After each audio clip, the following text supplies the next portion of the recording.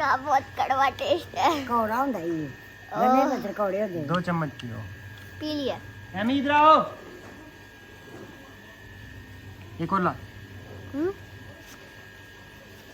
ਚਲੀ ਗਈਆਂ ਨੇ ਉਹ ਨਹੀਂ ਆਏ ਬੰਦੇ ਉਹ ਨਹੀਂ ਜਾਣੀ ਆਏ ਐਨੀ ਨੇ ਚਲ ਗਿਆ ਇੱਕ ਵਜੀ ਗਿਆ